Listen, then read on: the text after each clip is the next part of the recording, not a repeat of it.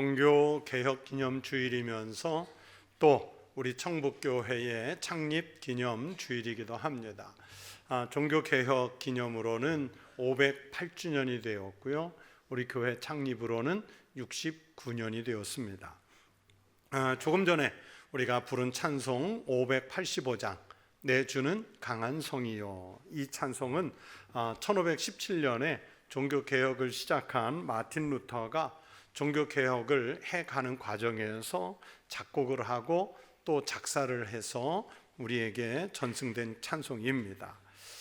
종교개혁을 하면서 온갖 시험과 도전과 방해와 고민들 속에 하나님께만 의지했던 루터의 신앙 고백이 담겼고요. 또 그러면서 동시에 우리가 그리스도인으로서 살아가야 할 삶의 자세와 태도들이 잘 묘사된 그런 찬송을 우리가 함께 불렀습니다. 그 찬송을 부르고 또 종교개혁 기념주의를 맞고 그러면서 우리 교회 창립 기념주의를 맞으면서 이런 생각이 들었습니다. 만약에 여러분 종교개혁이 없었다면 우리나라에 과연 복음이 들어올 수는 있었을까? 또 복음이 어떻게든 우리나라에 들어왔다고 해도 우리가 우리말로 또 그러면서 우리 말의 성경책을 가지고 우리의 언어로 된 그 설교를 들으면서 우리가 과연 신앙생활을 할 수 있었을까? 어떻게 되었을지는 모르겠지만 분명한 것은요, 종교개혁 때문에 개혁교회가 생겼고 그러면서 복음이 들어오게 됐고 우리 같은 이방인도 예수를 믿고 영생을 얻을 수 있는 신앙의 길이 열렸다는 사실입니다. 바로 그 바탕 위에 우리 교회 같은 교회들이 세워졌습니다. 그래서 찬송을 부르면서 또 종교개혁주의를 맞으면서 그러면서 교회 창립 기념주의를 맞으면서 하나님 참 감사합니다, 이렇게 고백을 하게 됐어요. 1517년 10월 31일에 마틴 루터가 이제 그 당시에 교황 레오 10세가 추진하던 성 베드로 성당 건축과 관련해서 면죄부를 판매했거든요. 그게 얼마나 부당한 일인지를 지목하고 그러면서 그 시대 교회의 타락에 대해서 반박하는 95개, 95개 조항의 반박문을 독일의 비텐베르크 대학교 교회 정문에 붙이면서 이제 그걸 계기로 해서 종교개혁의 불길이 타올랐고 그러면서 역사 속에 새로운 교회가 탄생을 알리게 됐습니다. 물론 그 전에도 수백 년 동안 여러 차례 종교개혁의 시도가 있었고 또 종교개혁자들이 간간히 등장을 했지만은 번번이 실패로 끝났습니다. 그러나 그 실패는 완전한 실패는 아니었고 그 명맥이 지속되면서 오다가 한 번에 루터와 쯔빙글리 그리고 갈뱅 이런 분들이 독일에서 또 스위스에서 그리고 프랑스에서 거의 동시대에 일어나서 종교개혁을 시도한 것이 오늘날 우리 같은 장로교회와 또 개혁교회를 만들어내는 근원이 되었습니다. 그래서 그 당시에 정신을 이어받은 우리 개혁교회는 현실에 안주하지 않고 끊임없이 하나님 앞과 세상 앞에서 자기를 개혁하고 또 교회를 개혁해가고 세상을 개혁하는 그리스도인의 삶을 살도록 그 사명을 부여받았습니다. 그 당시에 비록 소수의 개혁자들이 일어났거든요. 정말 거대한 교회 권력에 비하면 개혁자들은 정말 소수예요. 그런데 그 소수가 일어났지만 그 소수의 개혁자들에 의해서 세상의 역사는 새롭게 시작되는 놀라운 일이 펼쳐졌습니다. 여러분, 다수가 일어나서 힘을 결집해야만 그게 힘 있는 게 아니에요.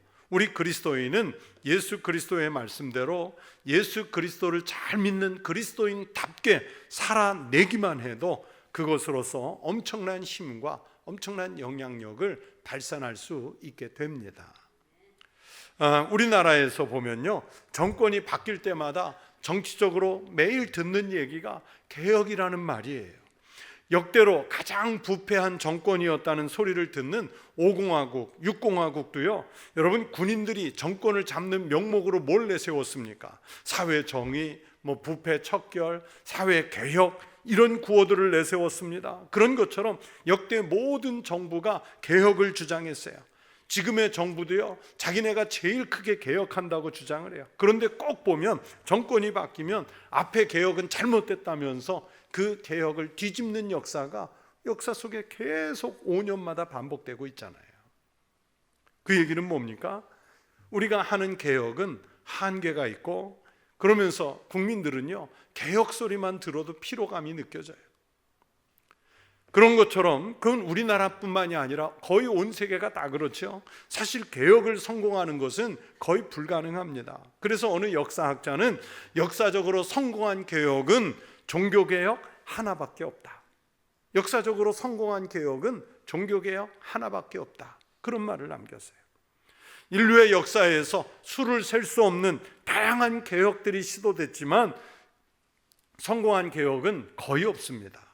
종교개혁만이 가장 성공한 개혁으로 남아 있습니다.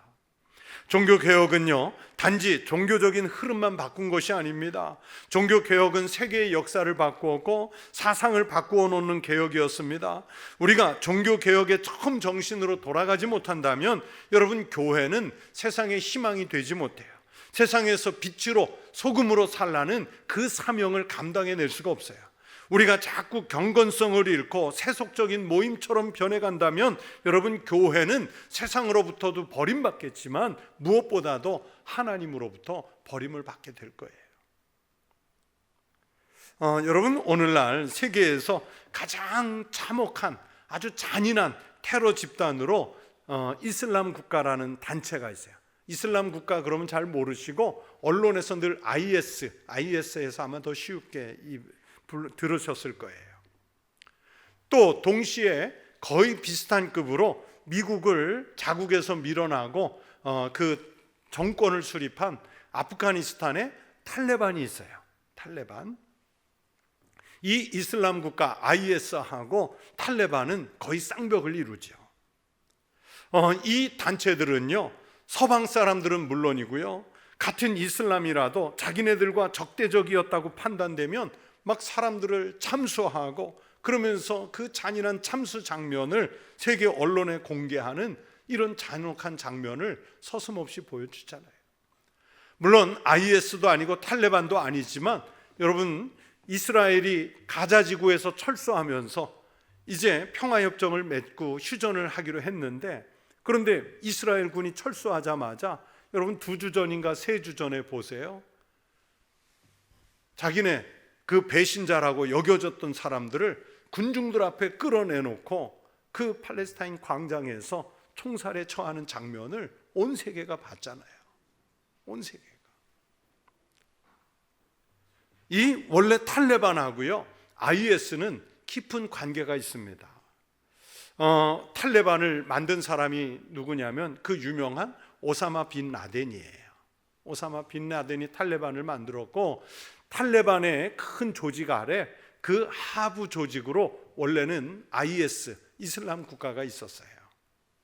그런데 빈 라덴이 몇 년 전에 죽고 나서 이 탈레반보다 IS가 이제 독립해 나가면서 선명성 경쟁을 하려니까 이 탈레반보다 더 잔인해졌어요. 그런데 그런 IS, 이슬람 국가나 탈레반이 정신적 지주로 삼는 사람이 있습니다. 그게 누구냐면 이집트 사람 쉐이드 코톱이라는 인물인데, 여러분, 이 쉐이드 코톱이 어떤 사람이냐면 우리나라에는 잘 안 알려 있지만 중동에선 유명한 사람이에요. 원래 1940년대 말에 이집트의 중등 교육감이었습니다. 그런데 이 코톱이 자기네 나라 미국식 그 이집트의 교육에다가 미국식 교육을 접목하기 위해서 미국의 콜로라도주의 주립대학교에 교육 연수를 갔습니다. 그런데 코톱이 그 미국의 1940년대 연수를 가서 본 건 뭐였냐면 미국 사회가 도덕적으로 타락해가고 물질 만능주의에 빠져들어가는 모습을 보면서 환멸을 느꼈어요.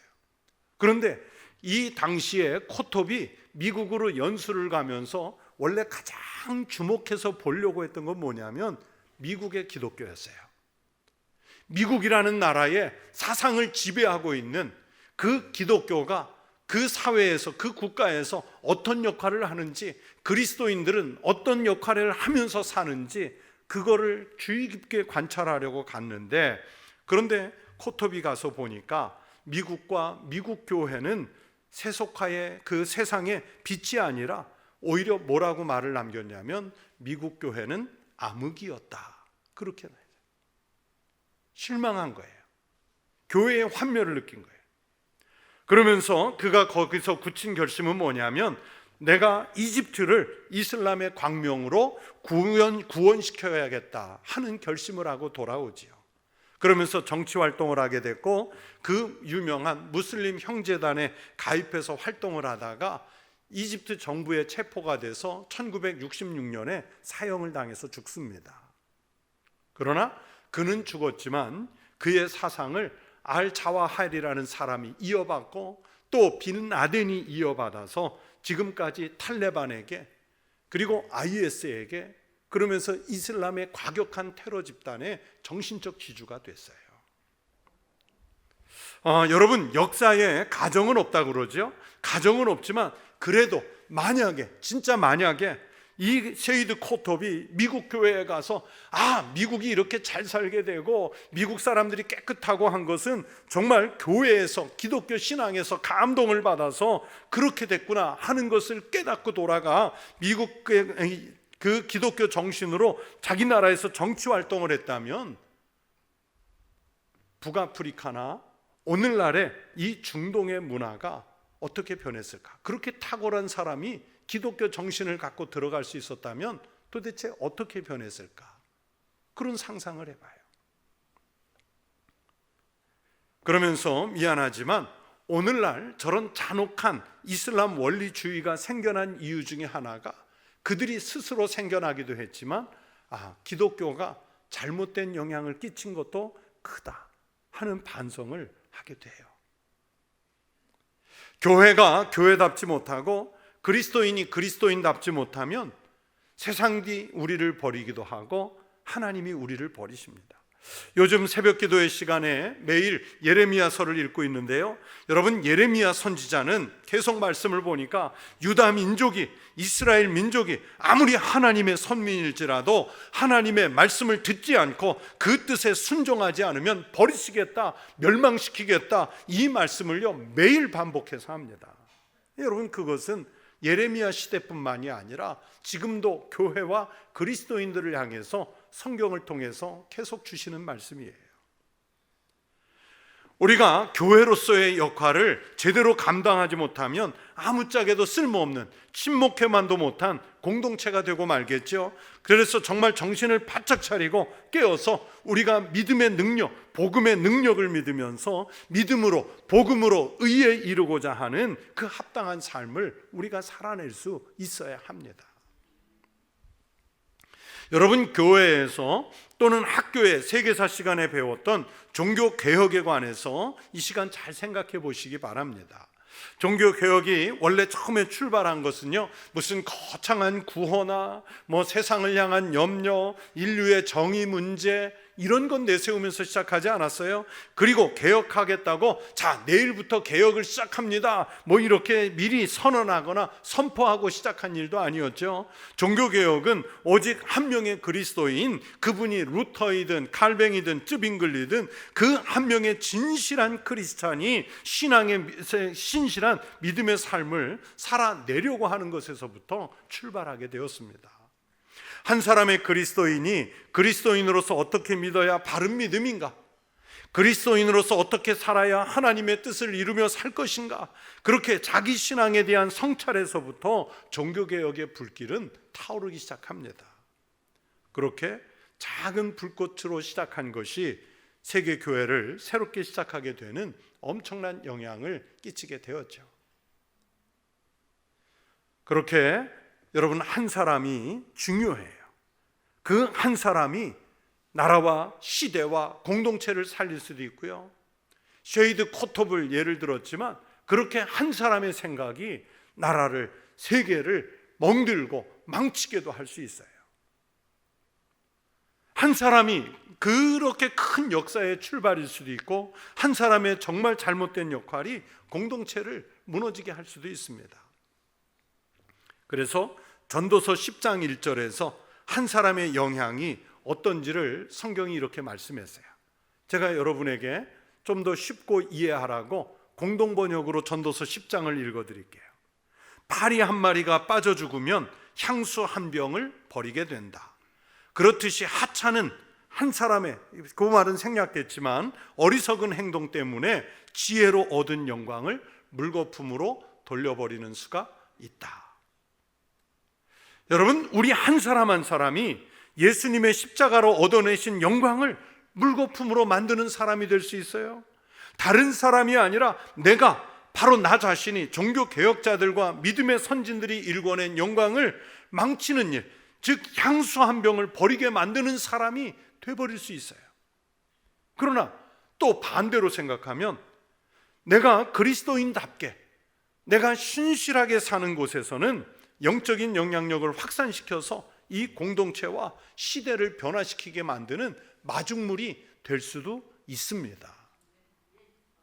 제가 오래전에 어린아이들의 동화책에서 읽은 이야기 중에 이런 것이 있습니다. 한 시골 청년이 성공을 꿈꾸면서 큰 도시로 나가겠다고 했어요. 그랬더니 이 청년의 아버지가 아들을 불러서 커다란 전신 거울 앞에 세워놓고 말했습니다. 아들아, 주먹을 불끈 쥐고 환한 표정으로 이 앞에 서 있어라. 그랬더니 거울 앞에 정말 화가 잔뜩 올라와 있고 누군가를 칠 듯이 주먹을 움켜쥔 자신의 모습이 거울에 비치는 거예요. 그랬더니 이번에는 얼굴에 큰 미소를 지으면서 그 가볍게 손을 내밀어 보아라. 정말 아버지의 말씀대로 큰 미소를 짓고 그러면서 부드럽게 손을 내밀었더니 자기 모습이지만 참 따뜻하고 정중한 모습에 자기가 비치는 거예요. 그 장면을 보면서 아버지가 떠나는 아들에게 가르칩니다. 너는 이 세상을 거울이라고 생각하면서 살아라.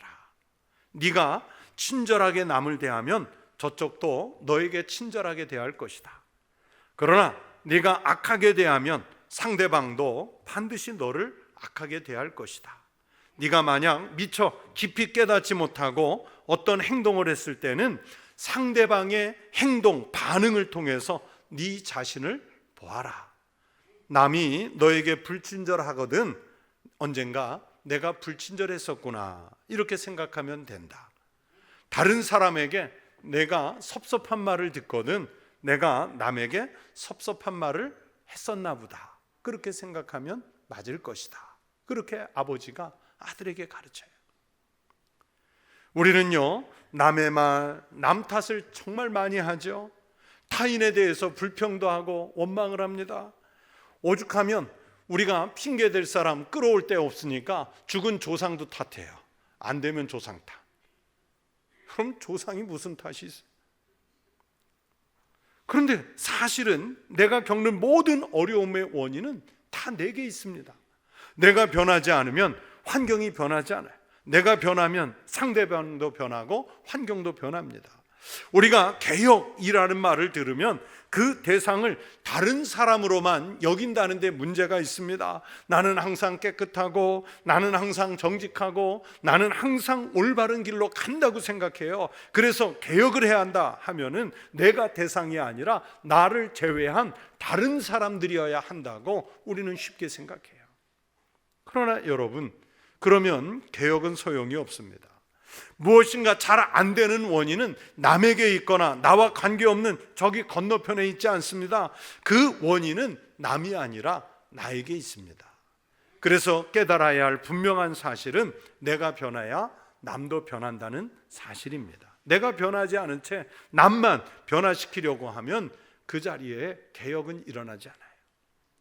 루터라는 인물은 원래 수도원에서 성경을 연구하던 그 수도사였습니다. 이분은 말씀을 연구하고 묵상하면서 어떻게 하면 의로운 그리스도인의 삶을 살 수 있을까, 이 문제로 늘 고민을 했어요. 그래서 하루에도 20번씩이나 자기 마음속에서 떠오르는 그 불경한 죄악의 마음이 생길 때마다, 천주교는 그 불경한 죄악이 생기면은 그 신부를 찾아가 고해 성사를 하지 않습니까? 죄를 고백해요. 그런데 루터가 하루에 너무 자주 와서 고해 성사를 하니까 고해 성사를 받아주던 신부가 루터에게 뭐라고 했냐면, 루터 제발 좀 죄를 모았다가 한꺼번에 가져와라 그랬어요. 정말로 그랬어요. 그렇게까지 죄를 고백하면서 자신을 정결하려고 했지만 도무지 구원의 확신이나 신앙생활을 통한 만족, 행복을 느낄 수가 없었어요. 원래는 예루살렘에 있던 예수님이 재판받던 돌계단이 있거든요. 그것을 콘스탄틴의 황제의 어머니 헬레나가 이것을 로마에다 옮겨놨어요. 그래서 그 당시에 수도사들에게는 이곳을, 그 예수님이 재판받던 계단을 순례하는 것이 의무처럼 돼 있었어요. 루터는 그 돌계단을 무릎으로 기어 올라가서 무릎으로 기어 내려오고 그 무릎에서 피가 철철 흐르는 고행을 하면서도 마찬가지로 구원에 대한 확신이나 신앙의 만족을 얻을 수가 없었어요. 그러던 루터가 마침 이 로마서를 읽으며, 특히 오늘 본문인 17절 말씀을 읽으며 그 구원에 대한 깨달음을 얻게 되지요. 오직 의인은 믿음으로 말미암아 살리라. 이신칭이 같은 말이에요. 믿음으로만 의로워진다는 이 말씀을 통해서 루터는 고행도 또는 참회의 행위들도 사실은 자기 의를 드러내려는 자기 자랑이었고 자기의 노력이었다는 것을 깨닫게 됩니다. 그래서 그렇게 해서는 절대로 의로워지지 못한다는 것을 알게 돼요. 우리 인간은 근본적으로 죄인이고 내가 노력을 한다고 해서 나의 의가 이루어지는 것이 아니라는 것을 비로소 알게 됩니다. 복음에는 하나님의 의가 나타나고 그 의가 나타날 때 믿는 자들이 능력을 얻게 된다. 그렇기 때문에 오직 의인은 다른 것으로 사는 것이 아니라 믿음으로 산다. 이 말씀을 깨닫게 되는 거예요. 결국 루터는 하나님 앞에서 나의 참모습을 깨닫고 이제부터는 나의 모든 오만을 스스로 포기하고 하나님께서 제시하시는 그 믿음의 길을 가야 한다는 것을 이 말씀 앞에서 고백을 하게 되는 거죠. 여러분, 세상이 변하기를 기대하십니까? 주변 사람들이 변하기를 기대하십니까? 환경이 좀 더 나은 환경으로 변하기를 바라고 계십니까? 그러면 그렇게 바라는 원인을 생각해야 합니다. 하나님 앞에 서 있는 나의 적나라한 모습을 먼저 봐야 합니다. 나의 본질을 깨달아야 합니다. 죄인인 나의 모습을 볼 수 있어야 합니다. 하나님 앞에서 나의 오만을 포기해야 됩니다. 나의 편견을 버릴 수 있어야 합니다. 나를 먼저 하나님 앞에 드러내서 자신을 깊이 성찰할 수 있어야 합니다. 그렇게 루터나 칼뱅, 쯔빙글리 같은 종교개혁자들은 말씀 앞에서 먼저 자신들의 신앙부터 성찰을 했습니다. 다른 사람들보다 먼저 나 하나가 바뀌기를 조용히 하나님께 기도했습니다. 다른 사람이나 교회의 모습, 제도 같은 것들이 변하기를 생각하지 않았고, 아니 오히려 그런 심각한 문제들은 잊어버리고 자신과 하나님과의 관계 설정에 대해서 깊이 고민을 했습니다. 그러면서 하나님 앞에서 자신들의 신앙과 삶의 변화를 추구했습니다. 그 결과가 다른 사람들에게 호응이 되었고 따르는 사람들이 생기게 됐고, 비록 소수였지만 그 힘이 결집돼서 오늘의 종교개혁을 이룰 수 있게 됐습니다. 여러분, 내가 변하면 남도 변하는 것입니다. 내가 변하면 내 가정이 변합니다. 내가 변하면 이웃도 변하고 사회도 변합니다. 한 사람의 바른 그리스도인이 생기면 교회도 변합니다. 역사가 변합니다. 그렇게 하는 것이 복음을 믿는 믿음의 능력이며 은혜입니다. 그리고 그것이 곧 개혁의 시작입니다. 하나님께서 소돔과 고모라를 멸망시키시려고 할 때 여러분 그 도성에서 의인 몇 사람 찾으셨습니까? 50명을 찾고 40명을 찾고 30명을 찾다가 나중엔 안 돼서 20명, 10명을 찾았는데 여러분 그 얘기가 뭐예요? 그만큼 소수만 있어도 그 도성을 살려낼 수 있는 변할 가능성이 있기 때문에 소수의 참된 성도를 찾았어요. 그러나 그 소수가 없어서 결국 소돔은 멸망하고 고모라는 사라졌습니다. 여러분 진정한 개혁은 바로 자기 개혁에서 시작이 됩니다. 특별히 하나님 앞에서 자기를 바꾸어야 합니다. 이것은 나 스스로 하나님 앞에 나가는 것은 불가능합니다. 왜냐하면 우리는 죄인이기 때문에. 하나님께서 나에게 찾아오실 때가 있는데 우리는 그때 믿음으로 영접하면 됩니다. 성경이 말씀하지요. 볼지어다 내가 문 밖에 서서 두드리노니 누구든지 내 음성을 듣고 문을 열면 내가 그에게로 들어가 그와 더불어 먹고 그는 나와 더불어 먹으리라. 주님은 나를 변화시키기 위해, 그리고 변화시킨 나를 하나님의 사람으로 사용하시기 위해 내 마음 문 밖에, 내 생활의 문 밖에, 내 삶의 문 밖에 오셔서 나를 두드리고 여러분을 두드리고 계시는 줄로 믿습니다. 사랑하는 성도 여러분, 우리에게 찾아오신 주님을 영접하십시오. 그리고 찾아오신 주님을 신실하게 믿으십시오. 믿음으로 말미암아 의로워지겠다는 신앙의 태도를 견지하십시오. 그러면 나의 마음이 변하고 삶이 변하고 나의 변화가 가정과 사회와 교회를 변하게 하는 힘, 복음의 능력이 될 줄로 믿습니다. 성경 한 구절의 말씀에 감동과 감화를 받은 개혁자들이 그렇게 복음의 의지에서 살고자 했을 때 그 변화의 역사가 일어났습니다. 여러분, 나는 작고 나는 미약할지라도 복음을 믿으면 그 복음이 능력과 은혜를 나타낸다는 것을 개혁자들이 앞서서 보여주셨습니다. 여러분, 비단 그분들에게만 나타나겠습니까? 아닙니다. 우리에게도 그렇게 할 수 있는 복음의 은혜와 복음의 능력이 있는 줄로 믿습니다. 여러분이 정말 못마땅하게 여기는 곳이 있습니까? 그러면 그곳에서 먼저 여러분이 변화된 모습을 보여주십시오. 신실한 여러분, 한 성도의 삶 때문에 우리 청북교회가 늘 새로워지고 100년을 넘어서도 새로워지는 역사가 일어날 줄로 믿습니다. 우리가 살아가는 세상이 변해서 이전과는 전혀 다른 새롭게 시작하는 역사가 복음의 능력을 믿고 복음의 은혜 안에 머물며 믿음으로 말미암아 의로워진 성도들을 통해 이 시대에도 나타날 수 있게 되기를 우리 주의 이름으로 축원합니다. 기도하겠습니다. 하나님 아버지, 감사합니다. 복음에는 하나님의 능력과 은혜가 있는 줄로 믿습니다.